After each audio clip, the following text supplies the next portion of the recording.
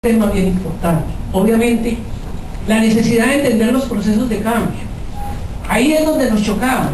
La cultura es un elemento fundamental para un proceso de cambio. Uno no puede hacer un proceso de cambio en una organización si no tiene en cuenta la cultura de la gente. ¿Qué es lo que piensa la gente? ¿Qué es lo que considera la gente importante? ¿Cómo son los comportamientos colectivos que llevan a que los seres humanos actuemos de una manera o de otra? Eso es importante involucrarlo en los procesos de cambio. Y por otro lado, el desconocimiento que existe en los empresarios. Yo con todo respeto lo digo porque los empresarios hacen país, los empresarios hacen empresas, los empresarios contribuyen al desarrollo del país, pero los empresarios son tremendamente pragmáticos. Y eso es respetable, eso no es criticable. Pero al mismo tiempo, por ser tan pragmáticos, obviamente estos temas a veces les resbalan. Entonces, porque el empresario te dice es, ¿qué me va a producir? Y no me digan frases bonitas. ¿Y cómo fue el margen bruto? ¿Y cómo fue el margen neto? ¿Y cómo fueron los resultados? Entonces, ahí está un poco parte del cuento. Pero también al empresario tenemos que hacerle ver que esto es importante. Y que la gente es un elemento fundamental en sus procesos de cambio y que no vale la pena que sigamos invirtiendo miles de millones de pesos en procesos de cambio que fracasan. Esa es la realidad de las empresas en Colombia. Miles de millones de pesos en procesos de cambio que no logran el resultado, no en todas, obviamente. Y obviamente la exigencia que en ámbitos académicos, empresariales y de consultoría se volvió el tema de la cultura organizacional. Hoy en día se volvió moda. Es triste decir, se volvió moda, volviendo a la reflexión de Frost. Se volvió moda, y como se volvió moda, entonces tenemos diversidad de opiniones, diversidad de criterios y diversidad de entendimientos, todos ellos respetables. Yo quiero compartir hoy mi investigación. Me suena muy feo hablar en primera persona, digamos la investigación que hemos hecho desde la Universidad Rosario, no es porque no la he hecho yo solo. Yo pienso que es algo que cuento en mis libros. Las investigaciones que yo he hecho han estado siempre soportadas por mis estudiantes. Que algo yo digo diciendo en los libros es ese reconocimiento a mis estudiantes de pregrado y posgrado que en líneas de investigación nos han permitido generar conocimiento y avance, y personalmente a mí, para poder hacer. Yo me pregunto por qué trajimos de la sociología un concepto de cultura y lo aplicamos alegremente a la organización. Si la sociedad y la organización son docentes sociales distintos. Pueden tener muchas cosas semejantes, pero finalmente son distintos, con dinámicas distintas. Entonces yo digo, ¿y por qué dejamos solamente a la organización ese concepto de mitos ritos si su dinámica es distinta? Y es un poco parte de la discusión de esa definición. Yo digo, es la conciencia colectiva, partiendo de un autor que se llama Emilio Durkheim, que es uno de los padres de la sociología. Conciencia colectiva es que todas las personas que estamos en este recinto compartimos un mismo concepto acerca de algo. Hay conciencia colectiva. Entonces, si todos acordamos que tenemos que actuar de una manera o de otra y llegamos al convencimiento que tenemos que actuar de esa manera, podemos hablar de una conciencia colectiva.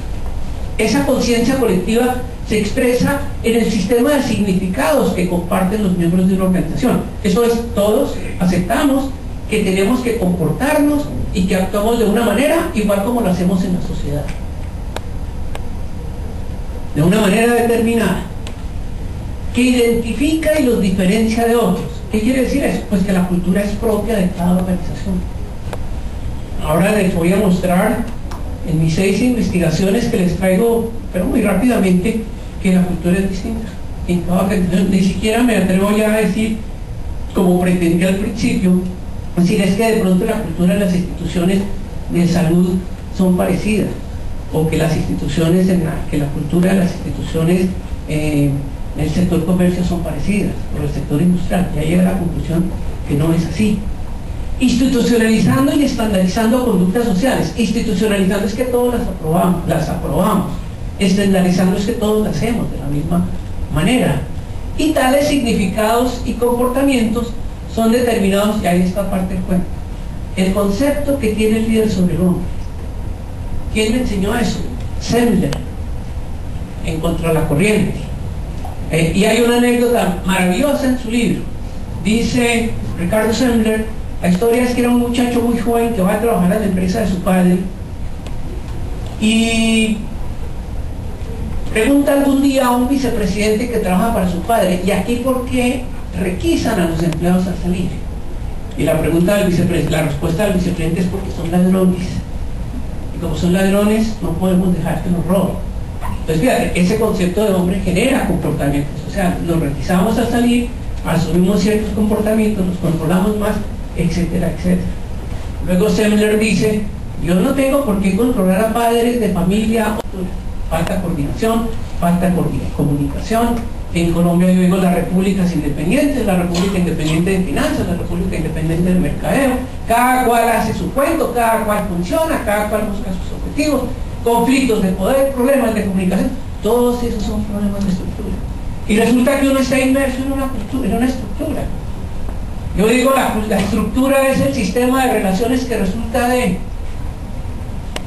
la división del trabajo, el cargo que tengo. El cargo determina qué tengo que hacer y cómo tengo que comportarme. Las relaciones de poder: quién es mi jefe, a quién lo obedezco, quién manda. La formalización de procedimientos, manuales, todo lo que yo tengo que hacer. Entonces fíjate que en una organización dicen: ¿te vas de viaje? Sí. Tienes que llenar la forma 324 y traerla con 72 horas de anticipación, con visto bueno de su jefe, o si no, no hay viáticos. Y todos van y hacen lo mismo. Y el que no hace eso, no tiene viáticos. Entonces los procedimientos, las normas, las funciones, eso te genera cultura, te genera comportamientos. Estamos inmersos en la cultura, lo que pasa es que no nos damos cuenta. Y la cultura guía y orienta el comportamiento que todos tenemos en la organización. Y lo triste es que en Colombia, decía, yo siempre lo menciono porque fue mi maestro, fue el doctor Enrique Duque Carolla, quien dedico mi libro de la transformación cultural, fue gerente general de una cadena de supermercados que se llama Carolla y Compañía. Él hizo grande esa empresa, fue el gurú de mercadeo. Él decía: hombre, es que en Colombia no se diseñan estructuras, se pintan organigramas. Entonces la gente es feliz pintando el organigrama, así como decía él con su jocosidad a lo bestia. Entonces borran el cargo y quitan el Pedrito y ponen a María, y quitan a María y le ponen al ayudante a Juanito, y hacen cualquier cantidad de cosas. Aquí estoy parodiando a mi jefe, que es para el descanso. Entonces, oiga, y era lo más cierto. Entonces inventamos organigramas y estamos convencidos que esa es la estructura, y entonces ahí vienen todos los problemas que tienen las organizaciones de estructura y demás.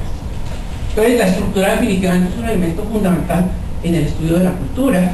El sistema cultural, ahí es donde me agarrote, los mitos, los ritos, las historias, los valores.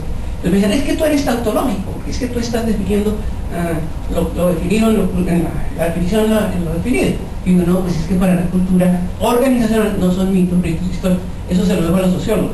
Y conste que yo soy sociólogo de formación. Entonces no estoy hablando más de los sociólogos, sino simplemente es una apreciación conceptual. Y el clima organizacional. Llegué a eso simplemente por conclusión. Desde el año 80 tuve una línea de cultura organizacional, 176 empresas en Colombia con un instrumento que se llama